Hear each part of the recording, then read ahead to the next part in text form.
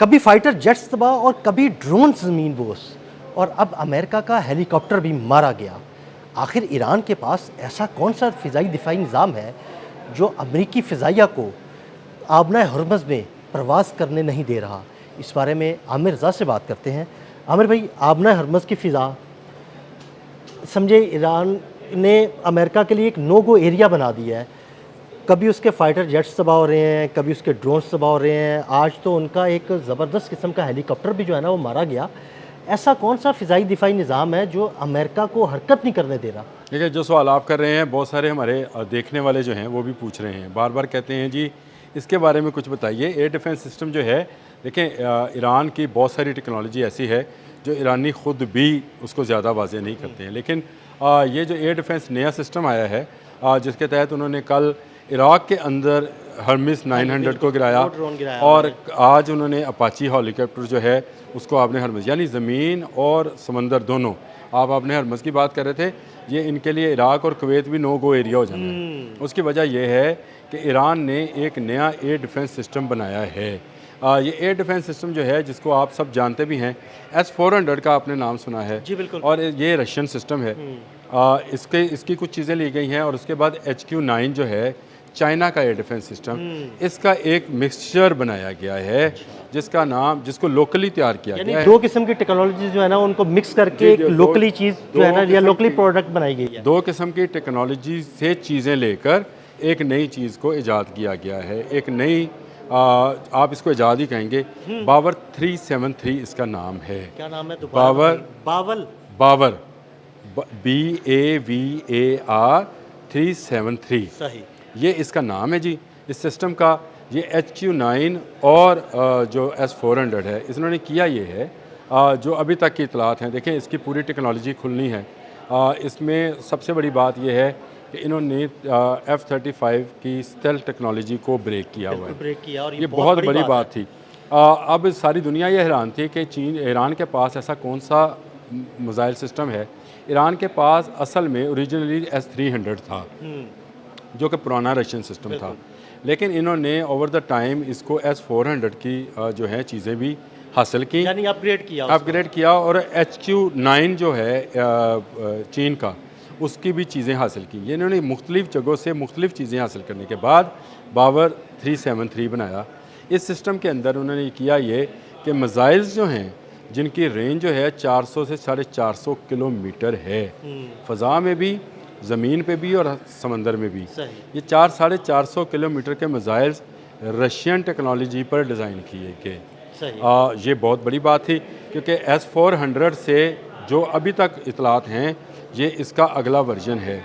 वो रशिया इसको मान नहीं रहा। मैंने कल भी आपसे कहा था कि मैं हंसता रहा हूँ कि पुतिन ने कहा कि मैं असला नहीं दे रहा। बिल्कुल ठीक कहा उसने, लेकिन S-300 के पुर्ज़ाजात की शेप में जो चीज़ें पहुँची, और आपको याद होगा 8 जहाज़ चीन से जो हमने इस पे हमने वीलॉग भी किया था कि वो कार्गो जहाज़ है, मिलिट्री कार्गो जहाज़ है, जो ईरान में उतरे थे, तेहरान में उतरे, और उसको कितनी जल्दी संभले। इन्होंने किया ये कि मिसाइल सिस्टम जो है, ये S-400 का अगला वर्जन बनाया, यानी ख़ुद से इन्होंने इसको डिज़ाइन कर लिया, और उसके बाद इन्होंने जितना उसके अंदर रडार सिस्टम था, इलेक्ट्रॉनिक वारफेयर था, और स्टेल्थ टेक्नोलॉजी को ब्रेक करने वाला जो इंफ्रारेड सिस्टम है, उस सिस्टम जो है HQ-9 का हासिल किया हुआ है। सही। उसको मिलाकर इन्होंने ये बावर 373 जो है इसको क्रिएट कर लिया है, और अब इसको उन्होंने पहली मरतबा इसराइल के ख़िलाफ़ ये जो 2 दिन की जंग ही कहेंगे उसको, ये जो 2 दिन की जंग है उसमें उसका इस्तेमाल करके दिखा दिया। पहले जब ये F-35 को गिराया गया था, तो ये समझ नहीं आ रही थी कि ये इन्होंने कैसे किया है। फिर हमने जब उस पर सर्च की तो उन्होंने कहा कि जो टेक्नोलॉजी थी उसको ब्रेक चाइनीज़ इंजीनियरिंग के ज़रिए, यानी चाइनीज़ के इंफ्रारेड्स के ज़रिए उसको ब्रेक किया था, क्योंकि उसका पेंट जो था उसको बहुत छोटा दिखाता है, वो आपको जहाज़ लगता ही नहीं है। बिल्कुल। उसको जब ब्रेक किया तो वो पूरा जहाज़ जो है रडार में आया, और रडार में आते ही जब उसका निशाना बंदा तो उसको चला दिया गया, रडार में आते ही मारा गया। अब ये एक मैं अपने देखने वालों को भी जो इस बात का बड़ा इश्तियाक रखते थे कि ये सिस्टम कौन सा है, बावर 373 जो है इसको पूरी तरह से ऑपरेटेड करके पासदारानी इनकलाब के हवाले कर दिया गया, और पासदारानी इनकलाब ने अब इसके ज़रिए ही हर्मेस 900 है, या इनका जो MQ 9 था जो कि यहीं पे आपने हरमज़ में गिराया था, और आज अपाची हेलीकॉप्टर जो है उसको गिराया है। तो ये सारा का सारा जो हमें नज़र आता था कि ये कैसे हो रहा है, ये इस तरह से हो रहा है। तो अगर आमिर भाई हम अमेरिका की फ़िज़ाई दिफाई ताकत की बात करें तो कोई चीज़ नहीं उनकी बची। फाइटर जेट्स यानी F-35, F-15 ये गए, F-18 ये गया, उनके ड्रोन्स गए, मुख्तलिफ़ इक़साम के ड्रोन्स थे उन्होंने इस्तेमाल किए इस जंग में, वो गए। अब अपाची हेलीकॉप्टर भी चला गया। अपाची हेलीकॉप्टर बड़ा जदीद हेलीकॉप्टर तस्वर किया है। और ये पहली मरतबा ईरान जंग में गिरा है। तो ये इनके पास, इसका मतलब ये है कि वो सिस्टम आ गया है कि अब इनकी जो रेंज है, एक तो रेंज इनकी बढ़ गई है, स्पीड बढ़ गई है, और दूसरा देखने की सलाहियत बढ़ गई है। जो असल में रडार का काम है कि उसके कान और आंखें जो हैं वो बहुत तेज़ होती हैं, ये अब वो तेज़ आंखें हैं जो कि आपकी स्टेल्थ टेक्नोलॉजी को भी ब्रेक कर लेंगी। ये जो अमेरिकन F-35 आपको दोबारा नज़र नहीं ना आया, उसकी बड़ी वजह यह है कि उसकी स्टेल्थ टेक्नोलॉजी को जो है वो ब्रेक कर चुके हैं। और अब मैं आपको बता दूं, अगले आने वाले दिनों में आप इजरायली त्यारों ने अगर कोई शरारत की, वो भी आपको गिरते हुए नज़र आएंगे। ये जो बावर 373 सिस्टम है, ये पूरी तरह से उन्होंने ना सिर्फ इंस्टॉल कर लिया है, बल्कि मैंने आपको बताया कि पासदारानी इनकलाब के हवाले भी कर दिया है।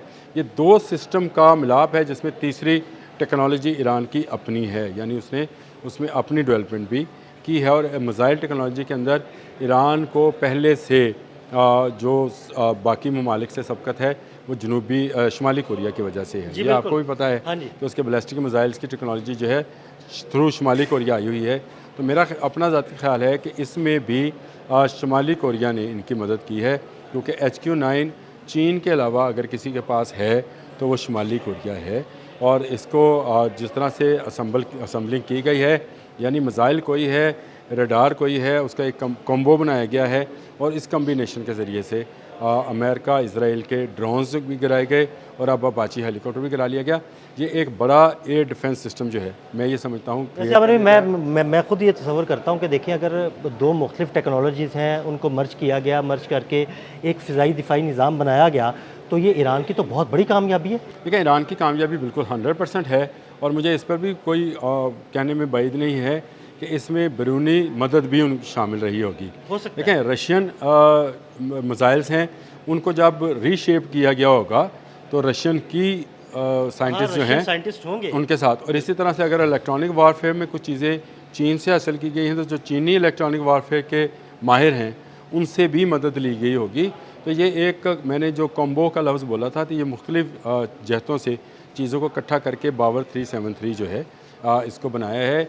ये दिन और रात में एक जैसी तरीके से काम करते हैं। ये तो बड़ी अच्छी बात है कि अगर वो रात में भी उसी तरह की परफॉर्मेंस दे रहा है जो दिन में दे रहा है, तो ये कमाल की बात। और दूसरी बात यह है कि ये इसके जो रडार्स हैं वो सैटेलाइट सिग्नल्स भी कैच करते हैं और उनको हैक होने से बचाते हैं। यानी ये चीन का एक ऐसा सिस्टम है जो चीन के लिए ही है, और ये बाइडो के ज़रिए जो है इसको वो ऑपरेट करता है।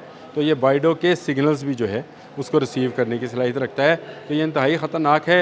ये पिछले 2 दिनों में ये जो जहाज़ गिरने की और ड्रोन्स गिरने की जो बातें हो रही थी, मैंने कहा ये भी ज़रा लोगों को बता दिया जाए कि ये बावर 373 है, जो नया सिस्टम है वो इंस्टॉल कर दिया गया। बहुत शुक्रिया आमिर भाई ने ईरान के इस फ़िज़ाई दिफाई निज़ाम के बारे में आपको बड़ी तफसील के साथ बताया। मज़ीद अपडेट्स के लिए मैं फॉलो करते रहें। अदील अहमद और आमिर रज़ा को इजाज़त दीजिएगा। अल्लाह हाफ़िज़।